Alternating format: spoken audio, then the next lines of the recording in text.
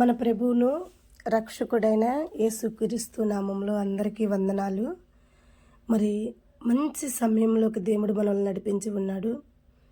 ఈ శీతాకాల సమయం నవంబర్ 25 నుంచి డిసెంబర్ 25 వరకు కూడా ప్రతి క్రైస్తవుల ఇంటిలో జీవం కలిగిన దేవుణ్ణి అంగీకరించిన ప్రతి కుటుంబాలు కూడా ఈ దేశమంతా కూడా జరుపుకుంటున్న గొప్ప వేడుక క్రిస్మస్ పండగ. ఈ పండగలో అనేక గొప్ప సత్యాల్లోకి దేవుడు మనల్ని నడిపిస్తూ ఉంటాడు. క్రిస్మస్ అంటేనే అందరికీ కూడా నశించిపోయే ప్రతి ఒక్కరికి కూడా వెతికి రక్షింపబడిన దేవుడు భూమి మీదకి వచ్చాడని ప్రతి ఒక్కరికి సంతోషమైన విషయం ఇది. మన నిమిత్తం, మన పాపాల నిమిత్తం, మన దోషాల నిమిత్తం, మన అక్రమాల నిమిత్తం స్వయంగా మానవుని శరీరం ధరించి మన కొరకు మనలాగా పుట్టి దేవాతి దేవుడు తన ప్రాణాన్ని పెట్టుటకు మన కొరకు ఈ భూమి మీదకి వచ్చిన దేవుణ్ణి ఆయన పుట్టిన సమయాన్ని జ్ఞాపకం చేసుకుంటూ ప్రతి ఒక్కరము కూడా మా కొరకు రక్షకుడు భూమి మీదకి వచ్చాడని సంబరాలు జరుపుకునే సమయం అన్నమాట. అయితే ఈ సమయంలో ప్రాముఖ్యమైన వారిని కొందరిని మనం చూస్తాం. వాళ్ళలో ఈ క్రిస్మస్ అనగా క్రీస్తు పుట్టాడని అర్థం. యేసు ప్రభు పుట్టుక ప్రపంచం మొత్తానికి కూడా తెలిసింది. అయితే మొట్టమొదటిగా తెలుసుకున్న వ్యక్తులు ఎవరి ద్వారా తెలుసుకున్నారు, మరి ఎలా జరిగింది అదే దాని గురించి మనం మాట్లాడుకుందాం ఈరోజు. మొట్టమొదటిగా మనకి జీవం కలిగిన దేవుణ్ణి పుట్టాడని ఆయన గురించి తెలుసుకున్న వ్యక్తులు ఎవరు అంటే బైబిల్లో ఉన్న వ్యక్తులు గొల్లలు ఎలా తెలుసుకున్నారు, ఎవరి ద్వారా తెలుసుకున్నారు, తెలుసుకున్న తర్వాత వాళ్ళు ఏం చేశారు అనే ఒక వివరం ఈరోజు మనం గొల్లల గురించి మాట్లాడుకుందాం. అనేక గొప్ప గొప్ప సంగతులు మనం తెలుసుకోవాలి బైబిల్లో.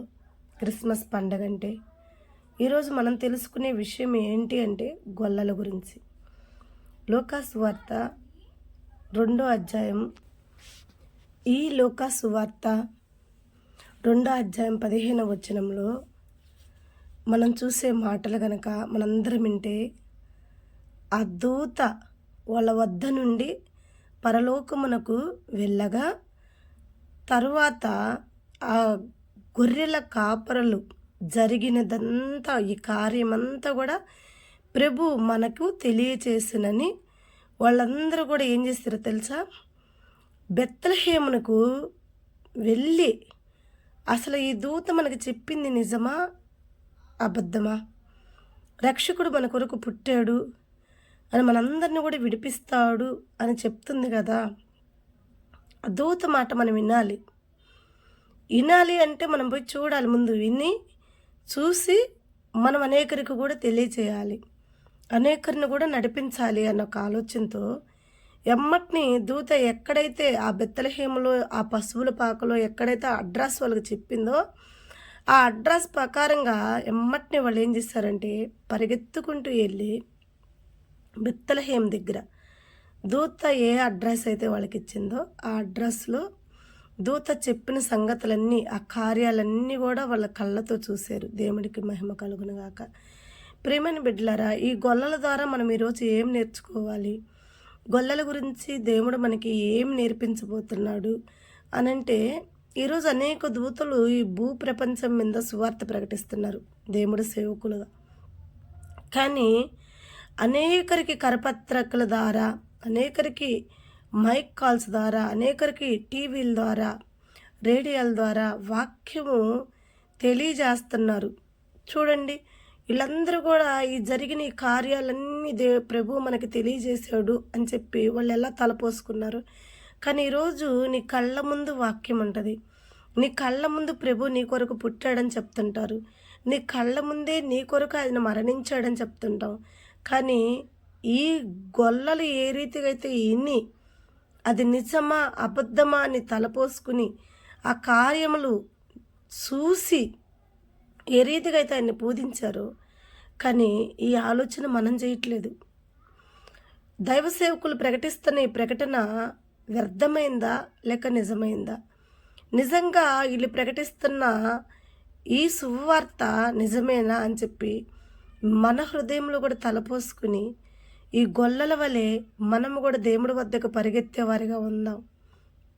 ఎందుకంటే పరిగెత్తిన ఈ గొల్లలు చాలా ఆశీర్వదింపబడ్డారు. ఎంత ఆశీర్వదింపబడ్డారంటే అనేక రాజులు ఉన్నారు, మంత్రులు ఉన్నారు, జ్ఞానులు ఉన్నారు. కానీ మొట్టమొదటగా ఆరాధన చేసే గొప్ప అవకాశం ఈ గొల్లలకే వచ్చింది. వాళ్ళు ప్రభువును చూసి ఆరాధించి చక్కగా అసలు ఎంత వాళ్ళ అద్భుతమైన వెలుగు పొందుకున్నారంటే వారి చుట్టూ ఉన్న చీకటి పోయింది, వెలుగులోకి వచ్చారు వాళ్ళు. ప్రేమని బిడ్డలారా, ఈరోజు కూడా అనేక మంది దైవ సేవకులను దేవుడు మీ వద్దకు పంపిస్తున్నారు. చూడండి, నిర్గమాకాండం 3:3 మోషేను దేవుడు మాట్లాడి, నా బిడ్డలు బానిసత్వంలో అల్లాడిపోతున్నారు, ఐగుప్తు దేశంలో ఫరో వద్ద నా బిడ్డలు బానిసలుగా ఉన్నారు, వారికి విడుదల కావాలి, వారిని విడిపించు, మీ పితరుల దేవుడు మీ వద్దకు పంపాడని చెప్పు. అబ్రహాం దేవుడు, ఇసాకు దేవుడు, యాకోబు దేవుడైన మన దేవుడు మనందరినీ రక్షిస్తారని మన పితరుడైన అబ్రహానికి వాగ్దానం చేసిన దేవుడు నన్ను పంపాడు అని పోయి చెప్పి ఆ శుభవర్తమానం వాళ్ళకి తెలియజేసి, నీ ప్రజల్ని విడిపించు, నేను నీకు సపోర్టుగా ఉంటాను అని దేవుడు చెప్పినప్పుడు మోషే కొన్ని కారణాలు చెప్పి కూడా దేవుడు ఆ కారణాలన్నిటి నుంచి మోషేని బలపరిచినప్పుడు, మోషే వెళ్ళి వారిని విడిపించినప్పుడు, ప్రియమైన బిడ్డలారా, అనేక ఇబ్బందులు పడ్డారు. ఆహారం అన్నారు, నీళ్ళు అన్నారు, దాహం అన్నారు. అయినా సరే మన దేవుడు ఎర్ర సముద్రం అన్నారు, చేదు నీళ్ళు అన్నారు. వాటన్నిటి నుంచి కూడా మోషేని నమ్మి బానిసత్వంలో నుంచి మోషే ఎనికిడితే కదిలిన ఆ ప్రజలు ఏ రీతిగా పోషింపబడ్డారు. మన్నా తిని పోషింపబడ్డారు, మధురమైన నీళ్లు దాగి పోషింపబడ్డారు. దేవుడు తన రెక్కల చాటున భద్రపరిచి క్షేమంగా పాలు తేనెలు ప్రవహించే దేశానికి వాళ్ళని వారసులుగా చేర్చారు. ప్రియమైన బిడ్డలారా, ఆనాడు చెరలో ఉన్నవారు దేవుడు తన పంపిన మోషే మాటలు అంగీకరించి నడిచినప్పుడు ఎర్ర సముద్రం వాళ్ళని ఏం చేయలేకపోయింది, సైన్యం వాళ్ళని ఏం చేయలేకపోయింది, ఆకలి దప్పికలు కూడా వాళ్ళని ఏం చేయలేకపోయింది. ఎందుకంటే వాటన్నిటి నుంచి కూడా దేవుడు వాళ్ళని కాపాడాడు.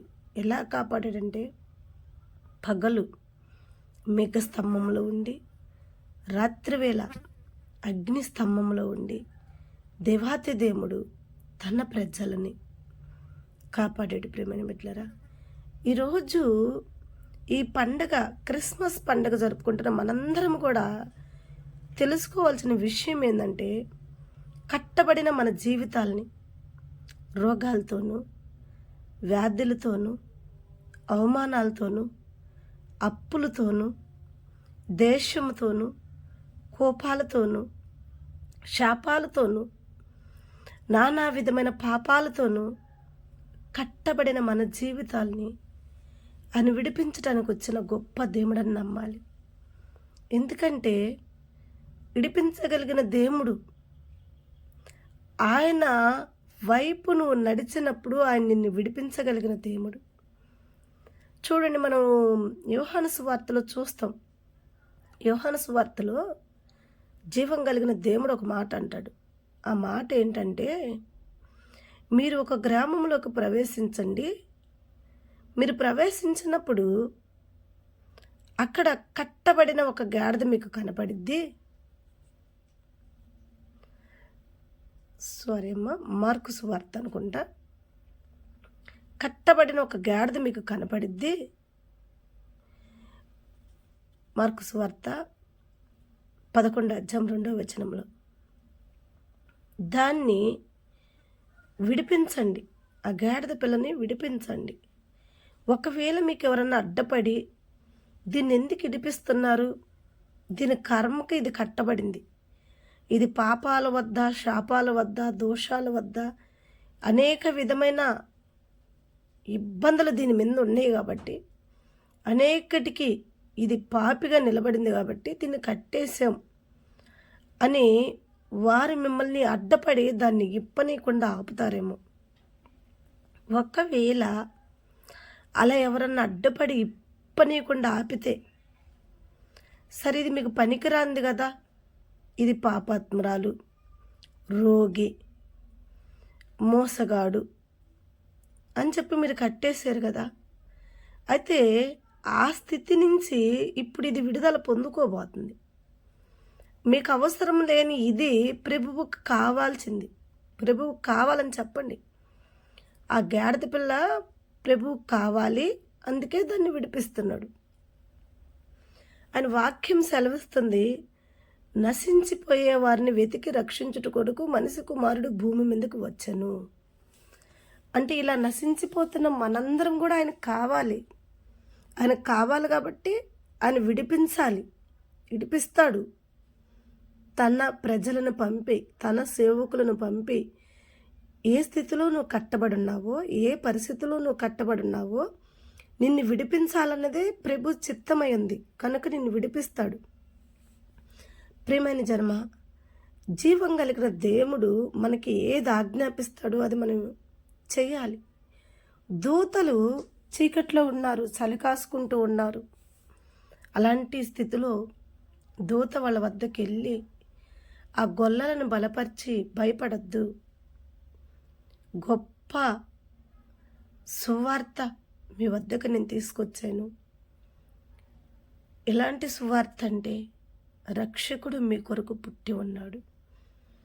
అందరు మనల్ని కట్టేసేవాళ్ళే, వ్యాధుల్లో, రోగాల్లో, అప్పుల్లో, బాధల్లో, నిందల్లో మనల్ని ఇంకా మరింతగా కట్టేస్తారు. మనం కట్టబడి ఉంటే వాళ్ళకి సంతోషం ఉంటుంది, విడిపించాలన్న ఆలోచన ఎవరికి కూడా ఉండదు. కానీ జీవం కలిగిన దేవుడు మాత్రం నీ కొరకు మానవుడిగా జన్మించిన దేవుడికి నువ్వు కావాలి. కనుక ఏ స్థితిలో నువ్వు కట్టబడినావు, సంఖ్యలతోనా, ఏ స్థితిలో నువ్వు కట్టబడినావు, ఏ సంఖ్యలో నిన్ను బంధించిని. ప్రేమని బిడ్డ, పేతుర్ని బంధించిన సంఖ్యలను పేతుర్ని విడిపించి బయటికి నడిపించాడు మన దేవుడు. అలాగే పౌలు శీలాని కూడా చెరసాల్లో బంధిస్తే చెరసాల పునాదులు కదిలించి బయటికి నడిపించాడు మన దేవుడు. ఐగుప్తు దేశంలో బానిస్తత్వంలో బంధింపబడిన మన ప్రజల్ని మోషేను పంపించి విడిపించాడు మన దేవుడు. జీవం కలిగిన దేవుడు, రక్షకుడు అని ఆయనకు పేరు పెట్టి ఉన్నారు. చూడండి, ఈ పండుగలో మనల్ని అందరినీ జ్ఞాపకం చేసుకోవాలి. ఎందుకంటే గొల్లలు ఆ శుభవర్తమానం విని పరిగెత్తారు, దేవుణ్ణి వెతికారు, దేవుణ్ణి చూశారు. దూత ఏది కూడా వాళ్ళకి అబద్ధం చెప్పలేదని వాళ్ళు రుజువు చేసుకున్నారు. ఎమ్మటినే వాళ్ళు చూసిన ఆ శిశువుని పూజించారు, ఆరాధించారు. ఈరోజు అనేక సువార్త నీ కాడికి వస్తున్నప్పుడు, అనేక వాక్యం నీ వద్దకు వస్తున్నప్పుడు ముయ్యబడిన నీ చెవులు తెరవబడితే చాలా బాగుంటుందేమో.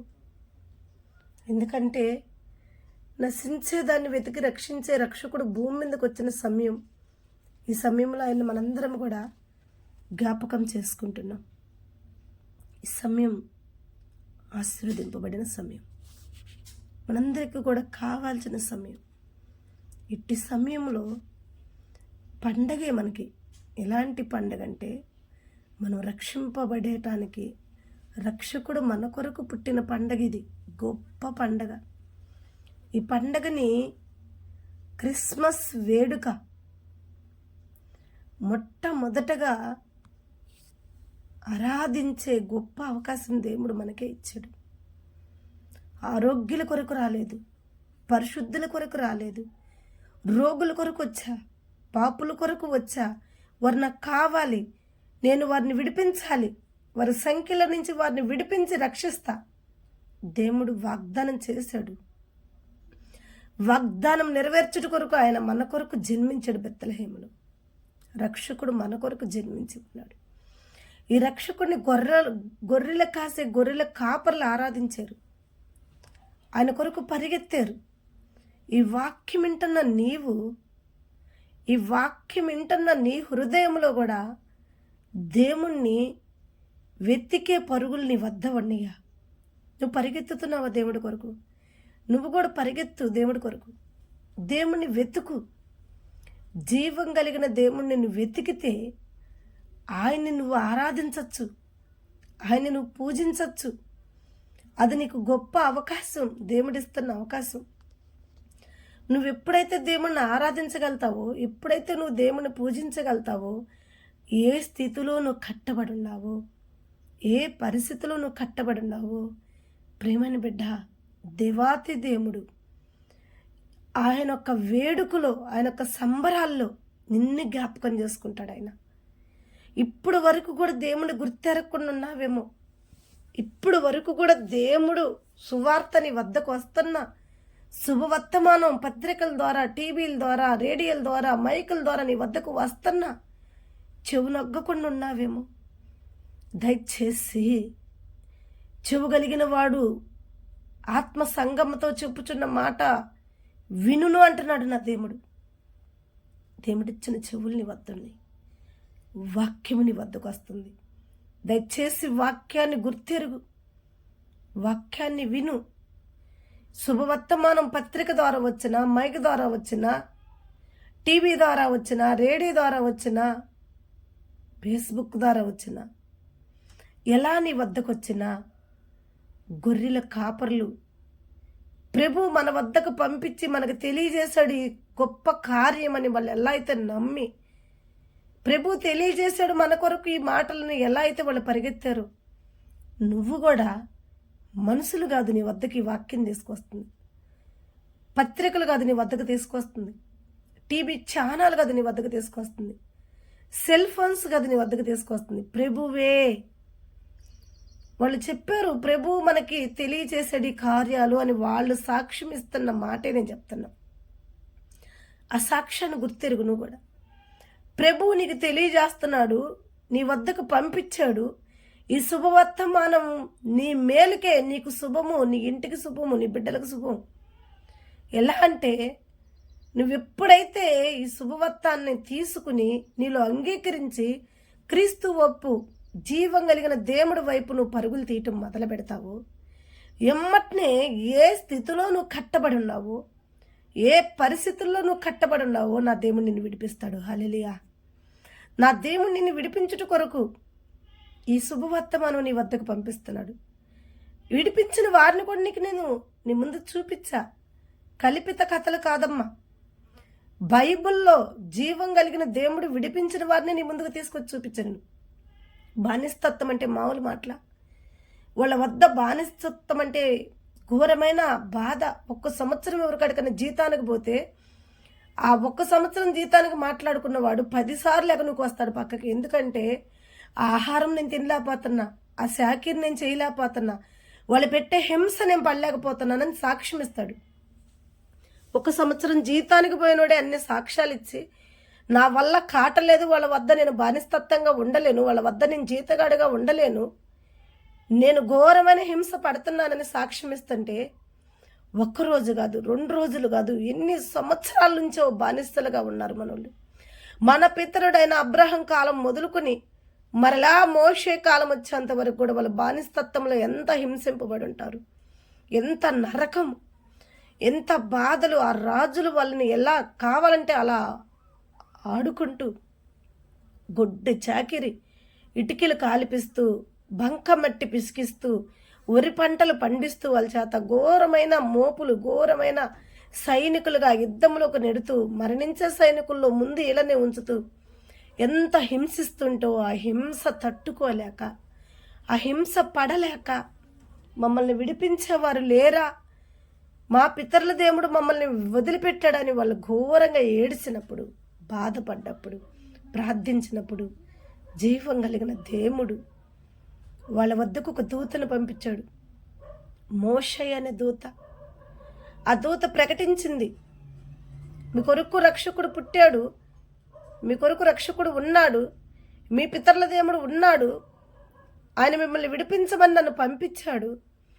ఇక ఈ బానిస్తత్వం అనేది మీకు లేకుండా స్వతంత్రులుగా మీకంటూ ఒక ప్రత్యేకమైన స్థలము, మీకంటూ ఒక ప్రత్యేకమైన భూమిని సిద్ధపరిచి ఆ భూమి అందు పాలు తేనెలు ప్రవహించే దేశము అది మీకు ఇవ్వాలని, ఈ బానిస్తత్వంలో నుండి మీరు విడుదల పొందుకొని మీరు స్వతంత్రులుగా బతకటానికి దేవుడు మీ వద్దకు నన్ను పంపాడన్నప్పుడు ప్రేమని ప్రజల్లారా వారు ఎంతగానో దేవుణ్ణి ఆరాధించారు, ఎంతగానో దేవుని శృతించారు. దేవామును మమ్మల్ని మర్చిపోలేదు. అనేక పాపాలు చేసాం, అనేక వ్యతిరేకం చేసాం, అనేక ఘోరమైన హింసలు నిన్ను ఎంతో హింసించినా నువ్వు మమ్మల్ని మర్చిపోలేదు దేవా. మమ్మల్ని జ్ఞాపకం చేసుకుని నీ దూతను మా వద్దకు పంపించావు. ఈ మోషే అనే దూత మమ్మల్ని విడిపించింది. రక్షకుడు నాకు శుభవర్తమానం చెప్పి పంపించాడు, మిమ్మల్ని విడిపించమన్నాడని చెప్పినప్పుడు వాళ్ళు ఎంతగా ఆరాధించారు. ప్రేమని బిడ్డలారా మీరు చూశారు కదా. ఈరోజు నిన్ను నన్ను కూడా దేవుడు విడిపిస్తున్నాడు, కాపాడుతున్నాడు.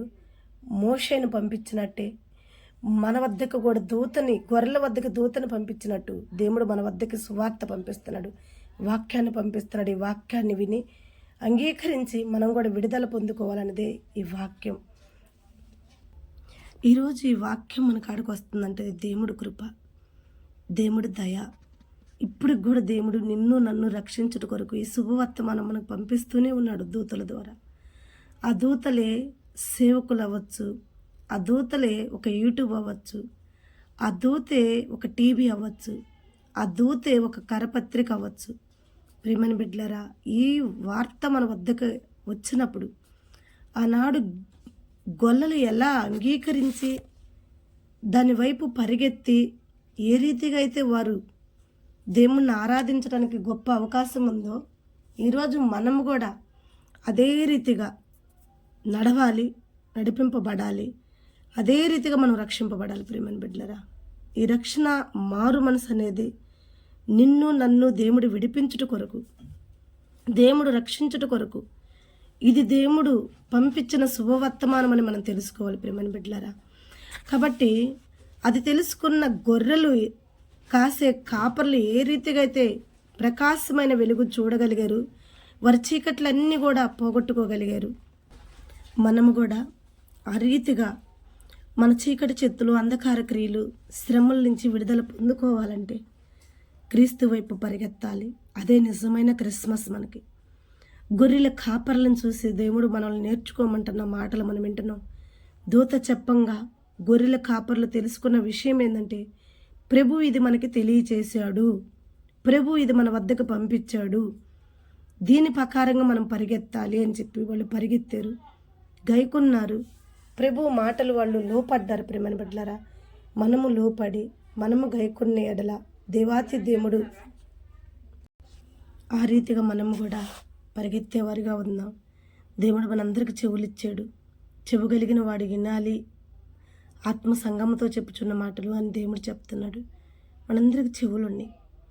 దేవుడు చెవులు లేకుండా మనల్ని చేయలేదు. ప్రేమని బిడ్డలారా, చెవులు లేని వాళ్ళు, ఎనలేని వాళ్ళు, చెమిటి వాళ్ళు అని మనం పేరు పెడుతున్నాం. మనకు చెవులుండి కూడా దేవుడు శుభవర్తమానం తీసుకోకపోతే మనకే పేరు పెడతాడో దేవుడు చూడండి. దేవుడు వాక్యానికి మనం లోపడాలి. దేవుడి చిత్తానుసారంగా గొర్రెలు, ఈ కాపర్లు గ్రహించారు. ఇది దూత చెప్పటం కాదు, దూత తెలియజేయటం కాదు, ప్రభువే మనకు తెలియజేశాడని గొర్రెల కాపర్లు నమ్మారు. ఈరోజు నువ్వు నమ్మవా? ఒక సేవకులు ప్రకటించటం కాదు, ఒక టీవీ ప్రకటించటం కాదు, ఒక మైక్ ప్రకటించటం కాదు, ఒక కరిపత్రిక ప్రకటించటం కాదు, ప్రభువే మనకి శుభవర్తమానం తెలియజేస్తున్నాడు. ఏంటి ఆ శుభవర్తమానం అంటే, చెరలో ఉన్న మనల్ని, బానిసలుగా ఉన్న మనల్ని విడుదల ఇస్తానికి దేవుడు మన కొరకు భూమి మీదకి వచ్చాడు. కట్టబడిన సంఖ్యల మధ్యలో నుంచి పేతుర్ని విడిపించిన దేవుడు, శ్రమలనే సంఖ్యలలో నుంచి దేవాతి దేవుడు మనల్ని కూడా విడిపిస్తాడు. పౌలు శీలను బంధించి చీకటి చెరసాల్లో వేసినప్పుడు దేవాతి దేవుడి చెరసాలు పునాదులు కదిలించి మరి వారిని విడిపించినట్టు దేవుడు మనల్ని విడిపిస్తాడు. కట్టబడిన గాడిద పిల్లని విడిపించండి అని తన దేవదూతలకి తన సేవకులకు ఆజ్ఞాపించిన దేవుడు మనల్ని విడిపించుట కొరకే ఈ వాక్యం మన వద్దకు పంపించి ఉన్నాడు. ఈ శుభవర్తమానం మనకు తెలియజేశాడు. ఖచ్చితంగా ప్రభువుకు మనం కావాల్సిన వారమే. ప్రభు గాడిద పిల్లల మనమే. ప్రభు విడిపించుటకు తన సేవకుల ద్వారా తన శుభవర్తమానం మన వద్దకు పంపించాడని నువ్వు నమ్మితే నిజమైన క్రిస్మస్సే. నువ్వు నమ్మితే నిజమైన విడుదల. నువ్వు నమ్మి రక్షింపబడు. ఎందుకంటే దేవుడు చెప్తున్నాడు, నమ్మిన ఎడల దేవుడు మహిమ చూస్తావు అంటున్నాడు. నమ్మితే ఈ శుభవర్తమానం నీదే. ప్రభు నీ వద్దకే పంపాడు.